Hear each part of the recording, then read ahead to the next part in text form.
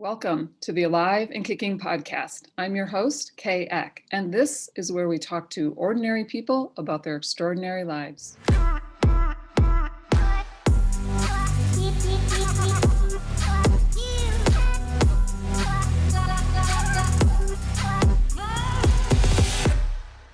Welcome back to the podcast, everybody. I'm thrilled to be introducing you today to the wonderful Stephanie Martin. Hello, Stephanie. Hi, Kay. How are you? Thank you so much for having me. I'm so happy to have you here. So you've been on my radar for a while because I've been observing you, and I kind of feel like we have a little bit in common in that we both have a field that is stable, and a lot of people can benefit from tapping into that, if they need the stability or strength or just like a little pause. And I kind of see you operating that way in the community for a lot of people. And you also have a giant bag of tricks, and I want to hear more about that. But let's get started with your childhood. How did you grow up, and what was your sense of yourself as a child? My childhood was wonderful. Both my parents are still married. Grew up in a very stable household. However, I came into this world as this aqua babe who was wielding a sword from the get-go, out of the box thinker, very loud with my voice and my truth, and just really forging my own way and my own space. So I was the first one of three children, and my parents really didn't quite know how to handle me. I had a lot of energy and a lot of innovative thinking, and I challenged them an awful lot. So there was obviously endless amounts of love and support for my family and my parents. However, there was spaces where I sometimes didn't feel understood or completely heard or understand or held. And that was really to no fault of my parents. They were doing the best that they could. But that did instill in me a need to find secure, safe space so that I can be witnessed in a whole, unjudgmental, completely loving and receptive way. That feeling sometimes eluded me as a child. So that kind of set the foundation, and I think the standard for everything in my life. Everything just kind of evolved from that space. Yeah, I can really relate to that because my first child was, he didn't have like a really huge personality, but he was like physically challenging. He challenged me on everything, like, going to bed, changing the diaper, eating, every single thing. He was just a challenging kid. And since it was my first and I was young, I did not know what I was doing. And, it's like there's no manual, and it's almost as if a child comes through who has that personality, big personality, very capable. It's almost as if you feel like they don't really need that safe space, but that's not true. Everybody needs that. And I think of you holding that space in the community, and it feels to me like that mother energy where as we come into this world, we become, the human experience is like a battleground. And so in order to approach the healing of those wounds, you have to like have a soft space. And that's really what you provide in the community. So how did you discover this ability of yours to hold such a safe space? Honestly, it started from within me, within myself. That need to feel safe and secure, that main keyword, safe space, safe space. So many life lessons and examples and experiences and traumas, right, have pushed me on that path of just needing that safe space for myself. And in turn, I ended up like accidentally creating this wide field for others to be held and witnessed and seen and loved and not judged. And they just come as they are. And that was just a beautiful organic evolution of a deep need inside of myself that just rippled out to everybody else. And it's a beautiful feeling. So how did your parents cope with your big personality? Did they try to, tone you down? What was that like? Yeah. I was grounded a lot. Was I was punished a lot. And it's so funny because my dad also has this very adventurous, out of the box spirit as well. So this was a mirror for him completely. We have learned so many lessons by journeying through this, human meat suit together and reflecting on that and deciding to grow. And the decision part is huge, not just sticking and staying with that traditional, like I'm not going to fight I'm going to fight the lesson, but really using that as a channel and an opening and a pathway to grow and evolve as humans, as spirits. And so, yeah, I was in trouble an awful lot. And I didn't make it easy on them either. I feel like part of my journey was challenging them, and it helped really create and shape my own voice and my will and my internal strength too. And I have children that reflect that back to me. So I'm getting it back tenfold, and it's fun. So what was high school like for you? Yeah, high school was interesting. I grew up in a Catholic school. Actually, I went from kindergarten through 8th grade in a private school. And so for high school, it was my first time I went to a public high school. So that was the first time of like the world just opened for me. And there were so many different types of people and so many different types of thinking and ways of thinking and inspiring and creating. And I just thought it was the best thing since sliced bread. And so I'm very social. I immediately found a friend group. I connected with a lot of different people in high school, lots of different pods and groups. I was in many different clubs, honor societies, student athletic board, and participated in cheerleading as well. And one of the defining moments, actually, of my high school career, which helped set the foundation and the stepping stones for, my ability to hold space and to create different safe spaces for myself, was in the fact that going into high school, I had played basketball for many, many, many years. And it was expected from, my parents and my coach and my teammates that I would try out for high school basketball and be on the basketball team. And about a day or 2 days before basketball tryouts happened, I had an internal crisis. And I just knew that if I wanted to live my own life and find my own voice and create or indulge in opportunities that would help expand me as a person, I couldn't play basketball anymore. It just wasn't calling me.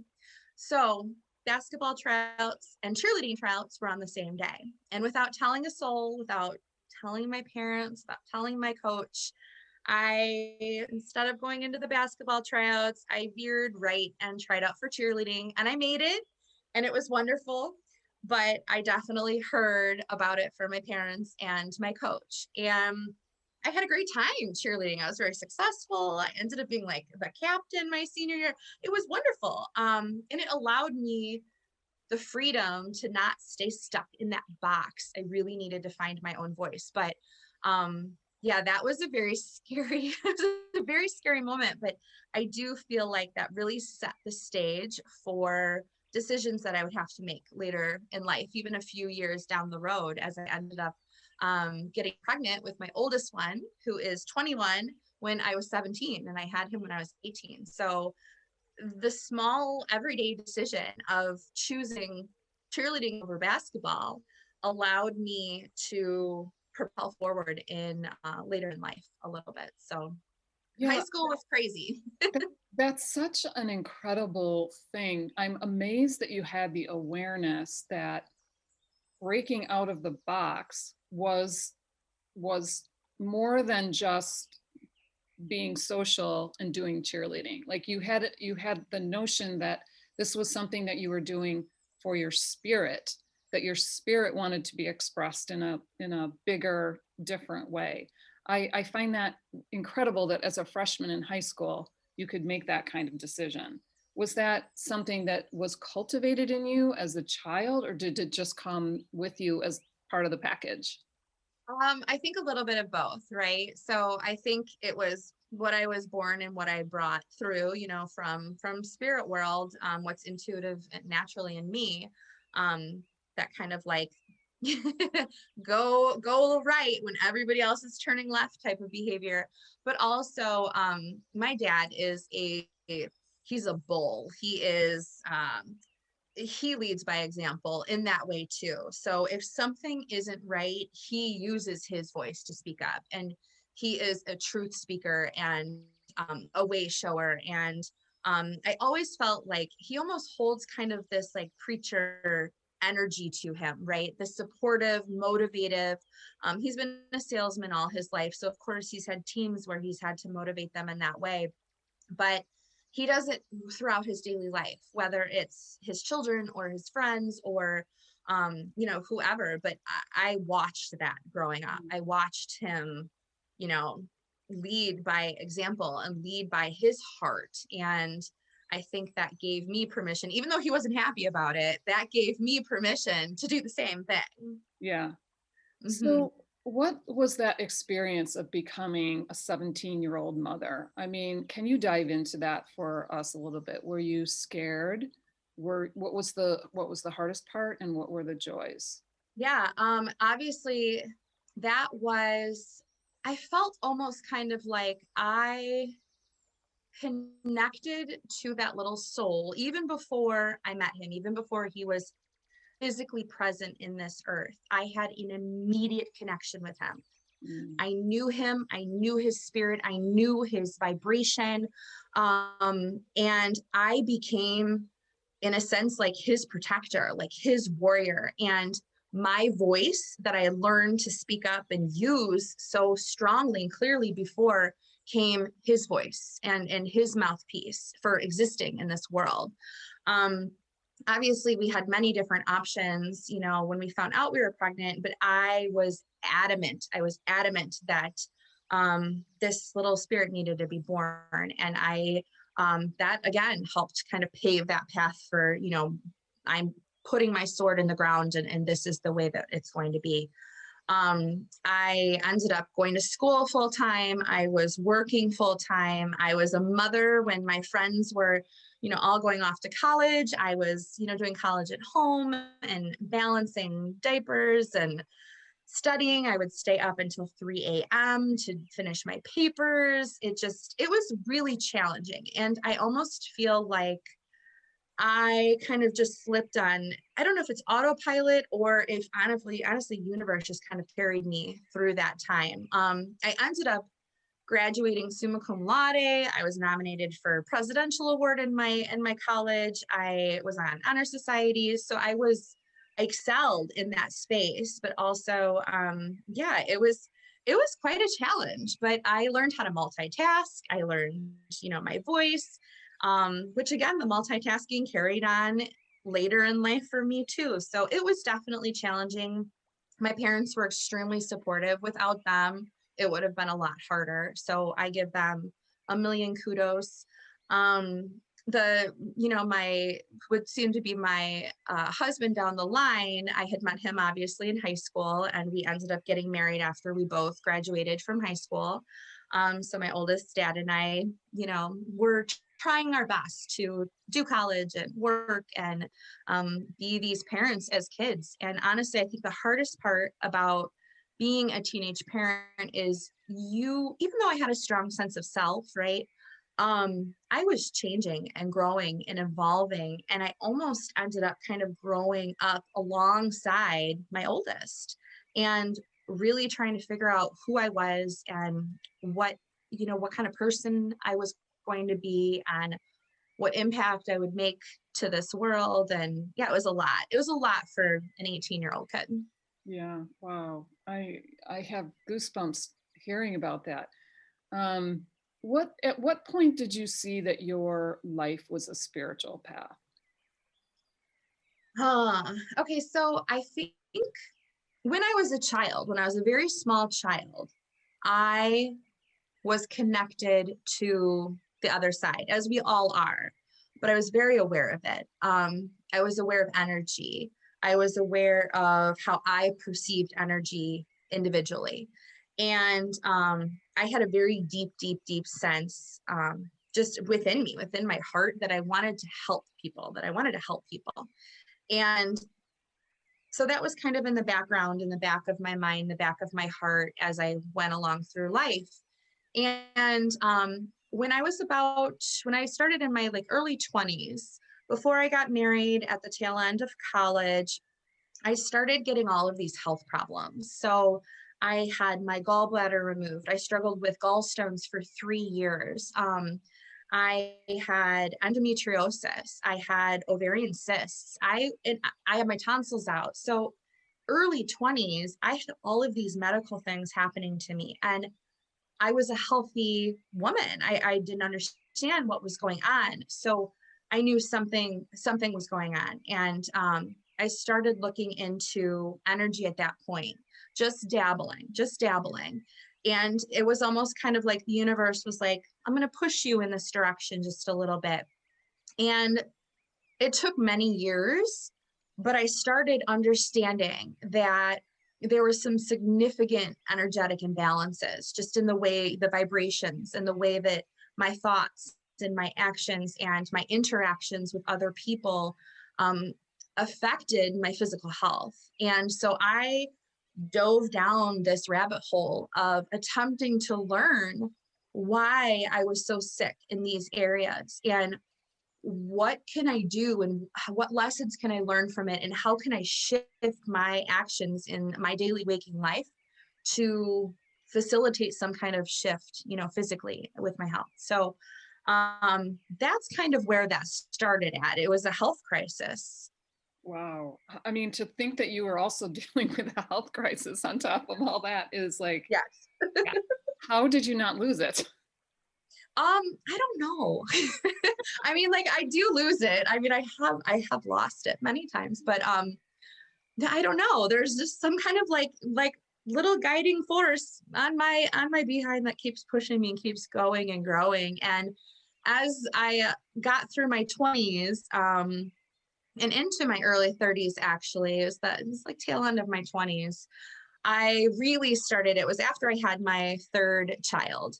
And I was 10. So this all started happening about a decade ago, or like 11 years ago, 12 years ago.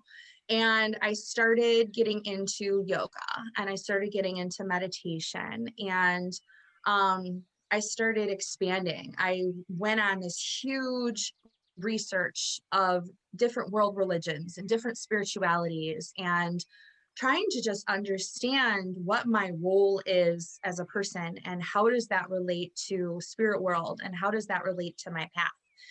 And so that led me down this, again, like down a rabbit hole, and in keeping in mind trying to heal myself physically too and understand it from that point of view.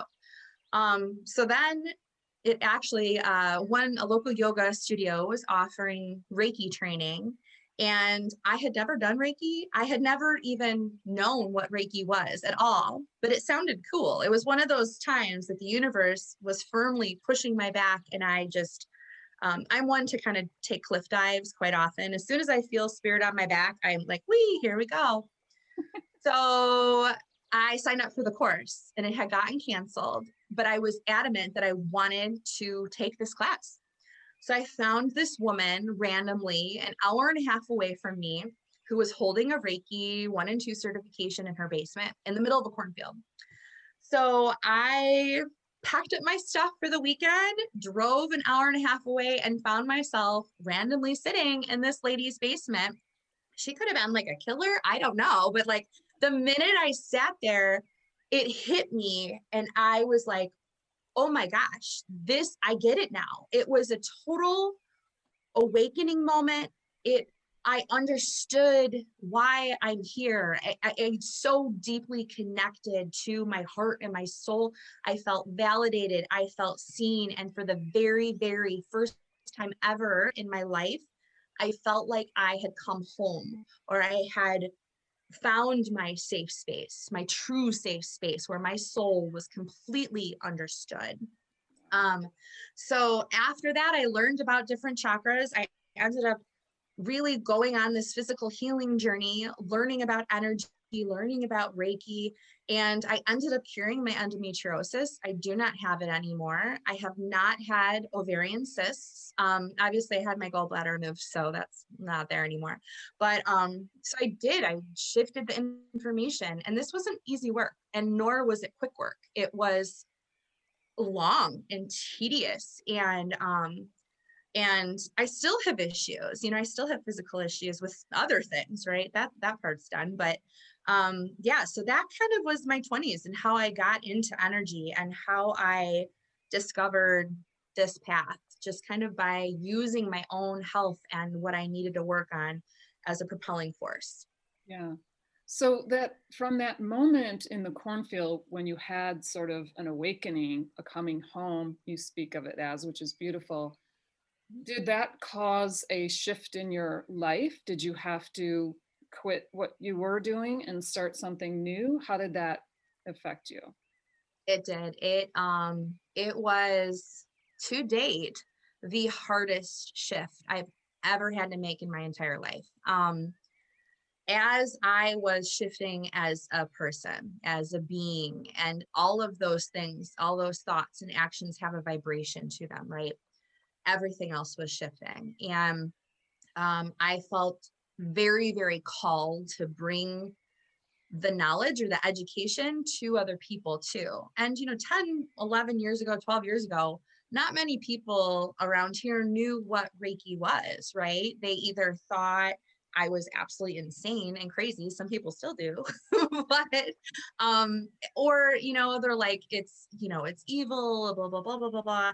So the education and being called to hold space for other people in that way started becoming a thought in my mind. And so I started a small business. I started actually out of my bedroom for a year. I did Reiki on friends and family in my bedroom. Um, then I decided that I needed a professional space. So I moved to an office, and just a tiny little office, and started working and connecting with people and starting to grow my clientele. And it really took me about 3 years to start seeing some movement. And in those 3 years, a lot was happening in my personal life. Just tons was happening in my personal life. My children were growing, so I was very busy. All of my kids were involved in a lot of activities and all that kind of stuff. So juggling that work home life was a challenge. And then my high school sweetheart, who I had been married to for a really long time, our vibration shifted, and we reflect as mirrors to each other a lot. And we weren't growing in the same way or in the same vibrational space as each other. So we ended up parting ways, and he went his way and I went my way. And obviously that whole entire thing, we'll be divorced 6 years in April. And that's been a journey in itself. That's like for another day. But that's been filled with huge valleys and huge, hills and triumphs and joys. And we still are huge mirrors for each other and reflect those lessons deeply. But my marriage fell apart basically. And I was going through a lot of really, really dark places and dark things, very serious things. And the one really guiding light through that entire things beside my children was my work. And I really fully believe that if I would not have had my work to have that safe space, right, I would have lost it. I would have completely just and totally lost it. So I'm very grateful for this work. It always is a place to return to. It is almost kind of like my church, right? And all it is just connecting with your authentic self. That is your church. And I can find that later. I found that out. You can find that in the morning when you wake up, right? You can go to rituals and ceremonies. You can have Reiki sessions. You can do yoga. You can do a lot of things, but that church is within you all the time. But that was what kind of saved my life for many, many, many hard, very dark years. And so I was newly divorced. Actually, before we even got divorced, I knew that I wanted to continue my business, and I didn't want to go work, at a regular job. This was my passion. This was my calling, and I needed to continue it. So I ended up going back to school. So I have a business management degree, and I went back to school and got my massage therapy license. And so I figured if I diversified and offered more than just Reiki, which not everybody understood, right? I would collect more clients and I would be able to work with the public in a more complete way. So I actually ended up getting divorced before I graduated. And so I was doing the whole school, divorce, kids, work thing when I was, in my early 30s. And we ended up living with my parents for 4 years after the divorce. It was a total start from scratch. I, lost my home. I had to get everything. I left my house with 2 carloads and my kids, basically. And the rest of the stuff stayed in storage, and I didn't see it again for almost, 4 years later. And so that was a complete undoing of absolutely everything. And again, that was a very hard time on one hand, but on the other hand, I was growing this beautiful other life with my kids, with a whole new community. My business shot off, just totally took off. I started teaching classes. I was connecting with beautiful, brilliant souls. And I mean, it kind of sounds cliche, but that whole entire saying of, like you have to let go for new things to enter your life is completely true. And I watched that play out in my life. And that's kind of how the whole started, really, really started and really took off, and how the expansion, like I kind of say it like, the chapter number 2 or 3 or whatever chapter we're on right now started. So so that was kind of Wow. that was another journey. Yeah. When you talk about the church within, I love that so much because I feel like that's also my practice. I don't know how I would get through the day with so much external challenge, especially now, without that. And so I'm wondering how you teach that to your clients. How do you encourage them to cultivate that for themselves? Honestly, I think it's different with every single person because we are all completely different beings. We have all completely different gifts and talents and, things that we need to work on. And so when a client comes in, basically I just witness them. I just see them. And I'm not coming up with these new crazy things, right? It's stuff they already know, and we're connecting on a soul level, and I'm basically just a voice of reflection. It's or kind of solidifying what they need to do. It's just a big hug, being like, there you go, you're on the right path, like continue to do the thing, right? And I have you, I see you, I'm here for you, I'm just here for you, and I'll listen to you. And so for everybody that comes through, it could be encouraging them to cook more if they love to cook. Sometimes some of the homework I give my clients is like, oh, you're a cooker, you're a baker or something, go make a pot of chili when you get home, or go outside and put your feet in the grass, or, and it sounds so simple, but the simple things are often the foundation and the solutions for the bigger things. Um, Energy is very onion-like. I tell this to everybody, and we can't dive to the core right away, right? We kind of have to start by peeling back those layers, and one step at a time. And often that creates And we talk about creating some kind of foundation, something you can return to that feels good, even if that's taking just a couple breaths in the morning or enjoying a hot cup of tea. It doesn't have to be saving the world. You know, sometimes our breath is the only thing we have. How many times have I laid in my bed listening to music, just focusing on my breath, because it's the only thing that I have in that moment to stay here, right? And it's the only thing that I can use to get me through to the next moment.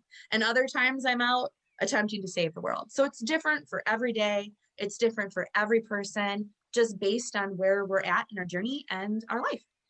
Wow.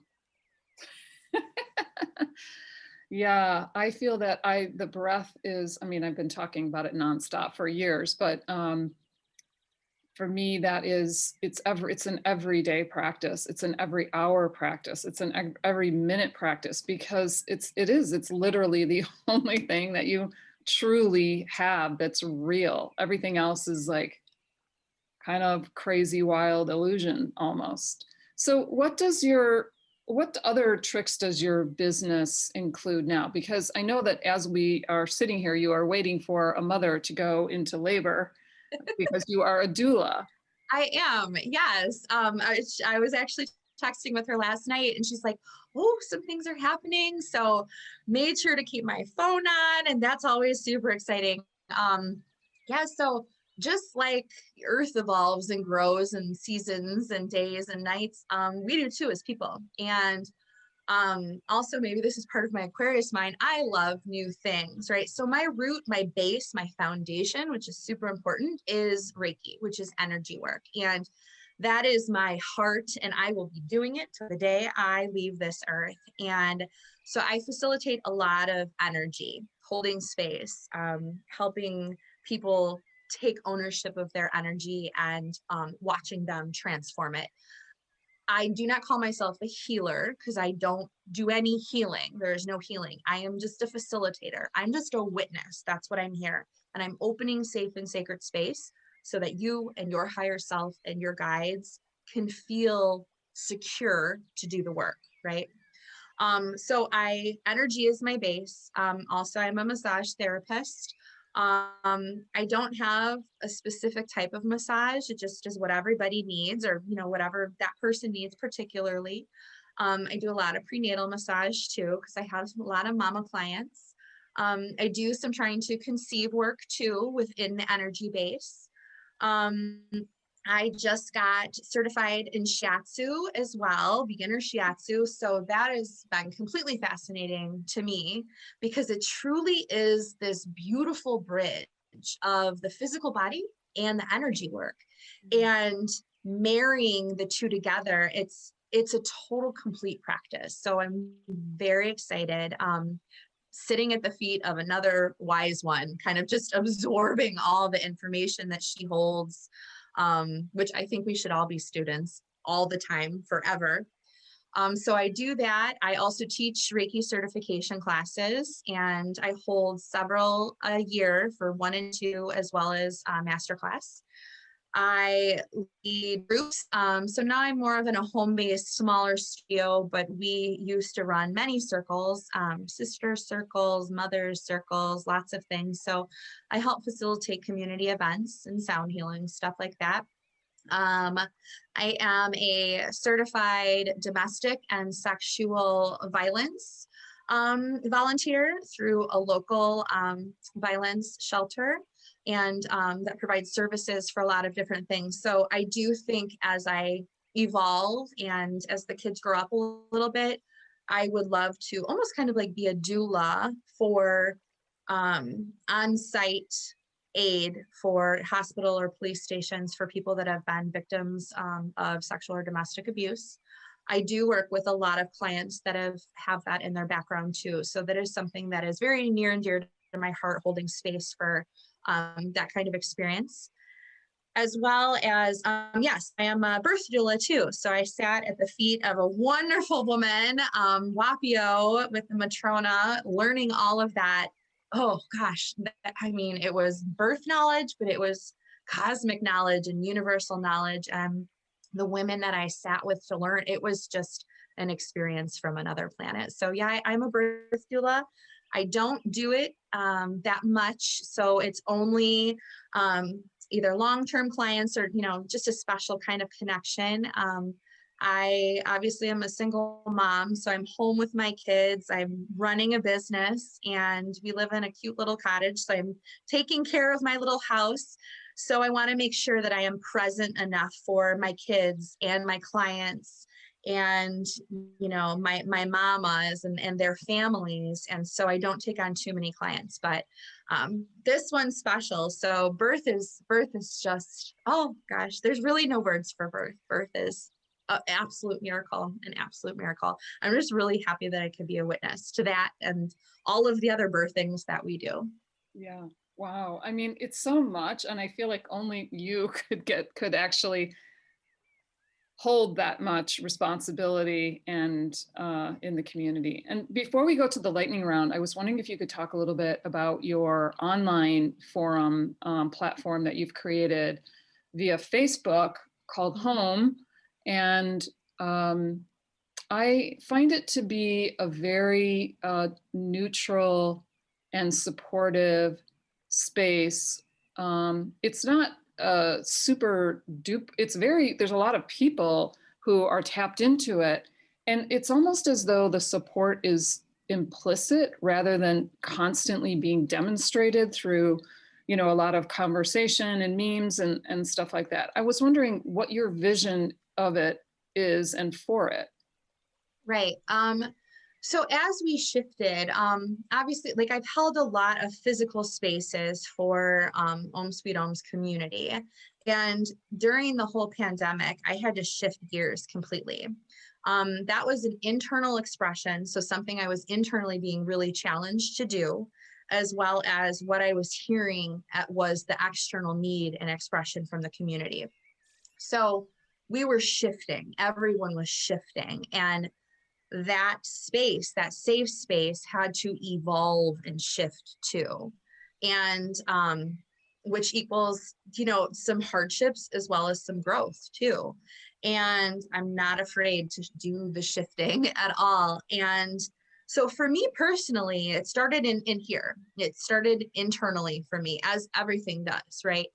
I was really being called to be more present for my family and for myself. I started having some health issues in my solar plexus and my gut, and I needed time and space to work through some old traumas, really, really heavily show up for those traumas in a way that I had not before. And that caused me, and you got the pandemic and everything, the e-learning, and that caused me to shift my physical space to more of an online presence as well as home-based space. And as that internal shift was happening, I saw that people in the community were also kind of connecting to their own homes, right? Whether it's a physical foundation of a home or just returning to their heart roots. There was a rooting happening, and it had to shift. Everything had to shift to the roots and to the heart. And home was a theme with everything. Come home to yourself. So I personally, individually went home to myself and shifted from that big community to home.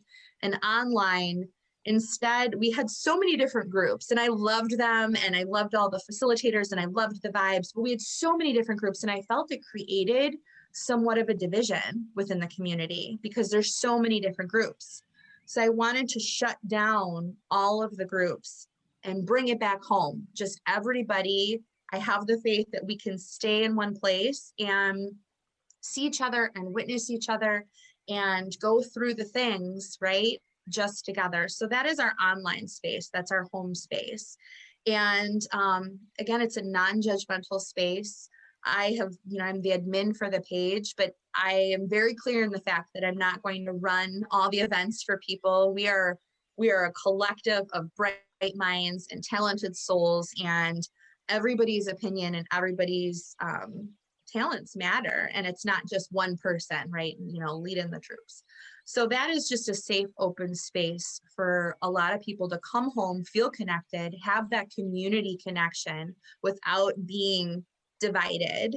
it's that whole entire rainbow bridge type of thing, you know, that unity space, and listen to each other without wanting to kill one another, which is really important right now. Yeah, I feel like it it it's not a simple thing. It's a testament to your ability to hold space that the home group remains so positive and clear. Um, I don't know whether you're curating the people who can come into it, but I've never seen any sort of negativity. It always just feels super positive and supportive. And yeah, congratulations. That's amazing. Thank you. I safe space is the key word. And I think that, honestly, I think it's something that starts again from within and reflects out. And I hold the intention that that space remain safe, that that space remain a space so that people can be seen and be heard and be witnessed. And my intention is that those that come to that space, that doesn't mean it has to be like all like woohoo sunflowers and, you know, daisies and romping through a field of wonderfulness, right? Because that's not real life. Real life is a lot of times hard and painful and emotional, and we need each other. And so it's that space too, right? It reflects that shadow space, it reflects that light space, so we can walk with each other and hold each other in those moments. But then also we can celebrate people's victories and celebrations in light. So my intention going in there is that you come from a place that is of your higher self, right? And that ability to balance that ego with that higher self and kind of check before, you know, you lower the vibration, you know, in the group. And I think I don't even need to say anything. People just, it just resonates. Yeah, I'm in a couple of groups like that, but I think it's really rare. It's a real talent, and it's not something that, you know, you can put on your resume necessarily. But you don't have any room on your resume to put anything else, so don't worry about that. The resumes fit in the box. We don't do boxes. Yeah, I know resume seems like such an outdated concept to me, for sure. Maybe it's because I know so many people who do so many jobs that, you know, wouldn't fit on a resume like yours. Mhm. So let's go into our lightning round, and I have some good questions for you if you're ready. I am. All right. Okay, so first question is, what quality in you best serves your children? Oh. um, Honestly, I think understanding, like creating a safe space, just like I do for myself in the community, creating a safe space. And my children, all three of them, have reflected that back to me. I am an open door. You can say anything. You can come with me, come at me with anything. And I'm not a saint, you know, obviously I'm a human and I react too, but overall, it's a safe space. And I think that that is highly appreciated with my kids. Yeah, that's kind of incredible given that you were so young when you started motherhood, that you could simultaneously create that and also grow up. You know, that's pretty incredible. I don't even know how you did that, because I didn't start doing that until I was probably 45, you know, and my kids were like, all the damage was done. Ask them. um, so, okay, is your circle of friends getting smaller or bigger, and why?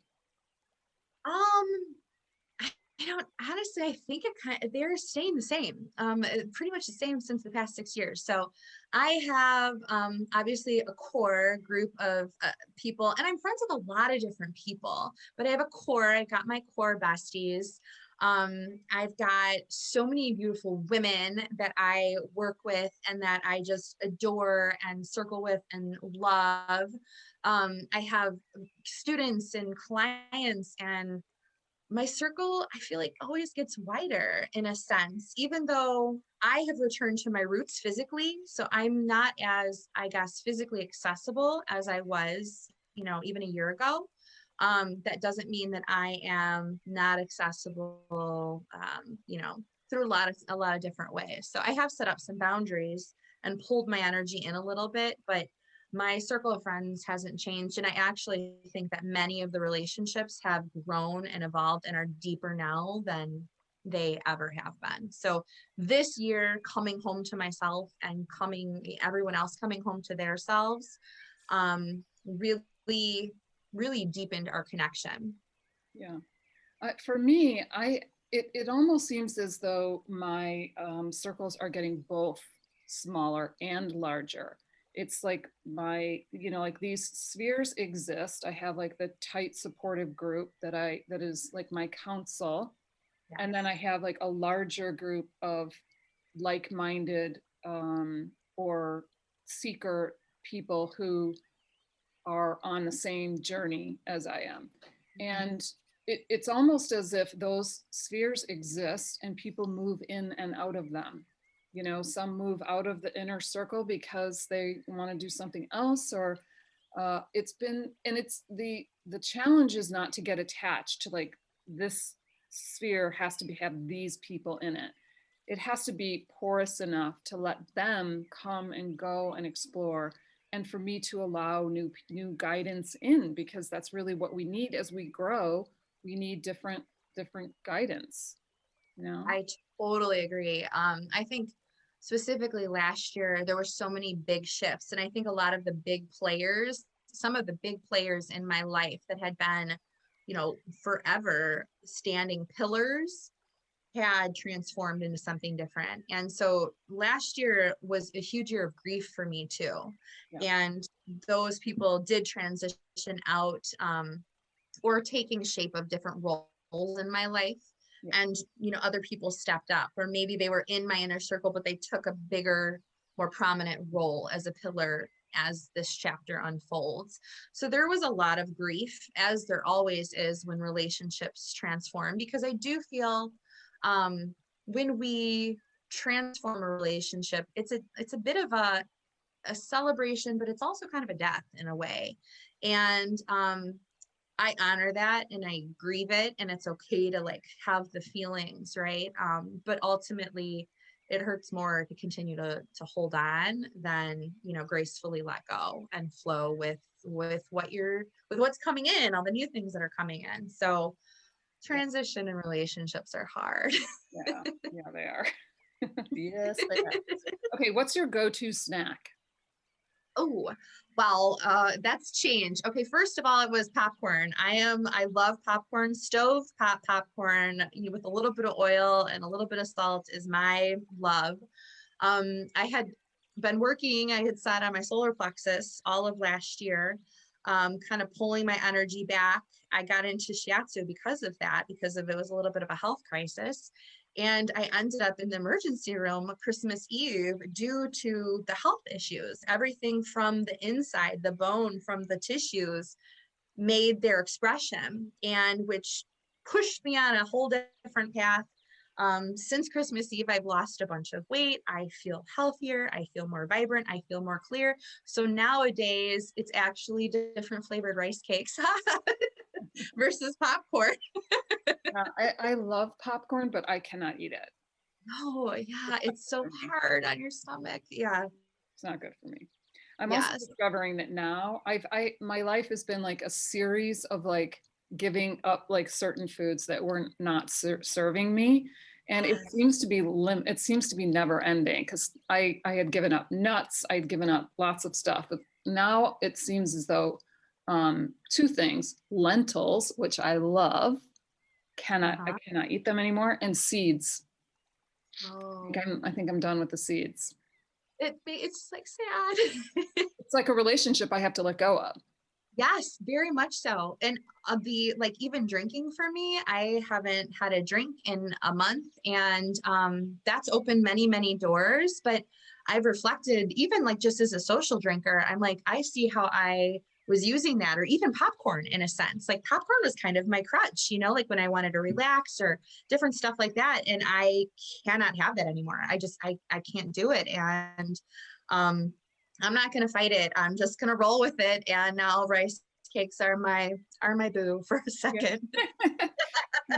I do want to mention, because you bring up the alcohol, I noticed for myself that I could go, and this is typical for me, like I can go months without having a glass of wine. And but what I noticed is that I could still have an addiction to that one glass of wine within a 3-month span in a certain setting, whether it was like getting together with my girlfriends. That would be like, that's the time. It's like, it was an addiction. And like, I think it's important to recognize, like, I am like digging so deeply into everything in my life that I could uncover that I could have an addiction over the course of 3 months, because that wouldn't seem to anybody like it was an addiction or a problem, except for that I saw it as I was like compelled to do it, and I didn't have that much power over it. Yeah, I completely agree. And then I watch, because have limited myself as far as, or have been limited by, the universe, my health, the popcorn's gone. All my favorite foods are gone. I cannot eat any of my favorite foods anymore. I can't drink anymore.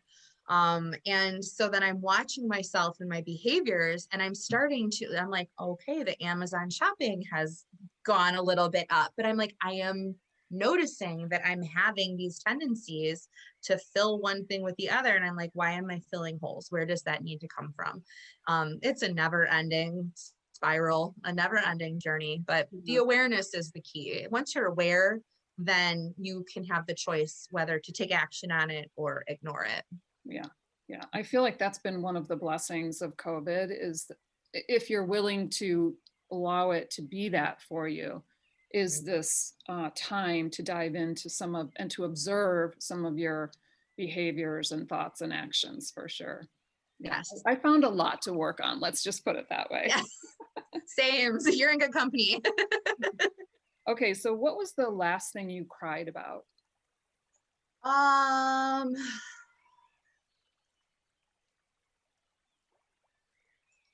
can't remember. It's been a while, which is good. Like I'm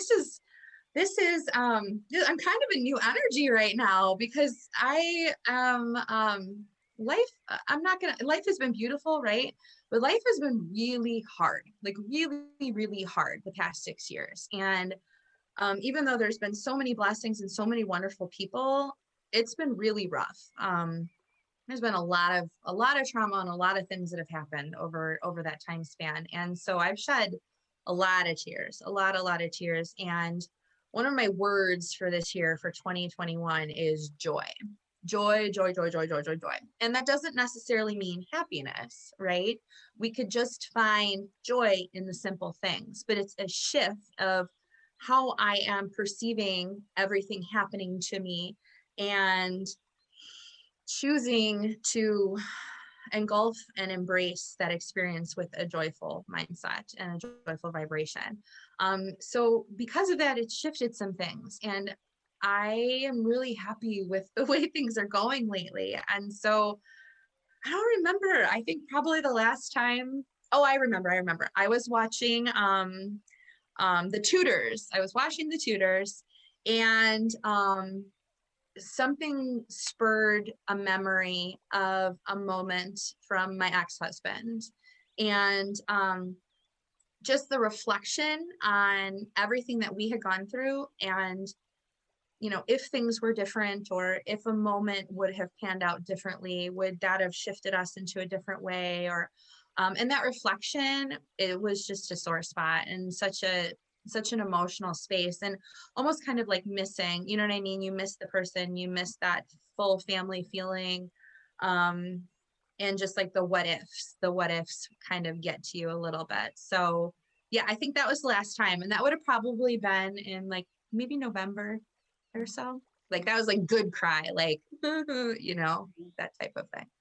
I find for myself that I'm most often doing exactly what you said. Is I like get struck with this, it's too hard. It's too hard. And then I have like a mini breakdown that lasts, like, I can't even get it to last more than 30 seconds. It's like, and then it's gone. It's like, all right, I can do this. I can do this. I Yeah. just had to like, I had to put that out there. I'm overwhelmed. I'm like pissed off. It's like too hard. Yeah. Mine Okay, lasts like a day. I feel like I'm like real like, oh gosh, down in the dumps. And generally like a day later, I'm like, okay, pull the bootstraps back on. And I'm like, all right, let's go. I can do this. okay, so what or who always makes you laugh? Um, my kids are so witty. They have their dad's really quick reflexes and they're super sarcastic. Thank gosh that they inherited that from him. Um, they make me laugh constantly. And we like to be really goofy in the house. So we're constantly doing like goofy things and dancing and just making fun of each other. But my kids just, they are hilarious. They are absolutely hilarious. They're joys to be around and they bring me joy. They bring me joy 100%. Yeah, I feel the same way. My kids are so funny. And I wonder if it's just like, it's like a chemical thing that, like the kids make the parents laugh and the parents make the kids laugh and, or whether, these people are exceptionally funny. Right. Maybe it just saves them from living another day. You're like, it's The defense mechanism. Yeah.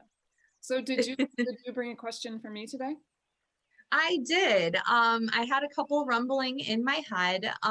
But one that I really was interested in was as you transition of, one day down the line, long time down the line, from this earthly body to back to spirit, what is the legacy or what, in one word or one idea or one vibration, what is the legacy that you hoped to impart and imprint on the collective in this lifetime? Well, first I want to say that I have been pondering just today the fact that there's the death experience is one instant, one single tiny instant in basically infinity. So you go, you have this human life, there's the instant of death, and then you have another life. And it just put everything in perspective for me that it's really nothing to fear. There's nothing to fear when it's like it's barely going to be even noticeable really on the scale. So I think that's an important thing to share, that to think of it that way and to see if that what that understanding brings up for you, because you're living until you're not, and then you are again, you know. Mm-hmm. Mm-hmm. But in terms of the legacy, of course that changes over time. And this is, I've mentioned this before, that in the podcast, that my understanding of becoming an ascended master is leaving a legacy of love. And so, of course, I want it to be about love, but it changes. And right now, I would say that the word for it is humility. To really be an example of the willingness to be wrong, the willingness to be weak, the willingness to be horrible, the willingness to be stupid. Not that that's really a thing, but to be all the things, like I spent my entire life trying to, build up this and be that and to grow and to expand. And now it seems as though my life is paring down to also shed the things that I'm not. And so what's left between the building and the deconstruction is just a humble being of infinite power and light, Mm-hmm. I guess I would have to say that today it's humility. That's beautiful. Absolutely beautiful. Thank you. Thank you. Thank Well, Stephanie, I want to thank you so much for being with me today. And I want to acknowledge, although our audience won't be aware of it, we had some trouble getting started. And thank you so much for your patience and for bearing with me and for holding the space for me to lose my crackers.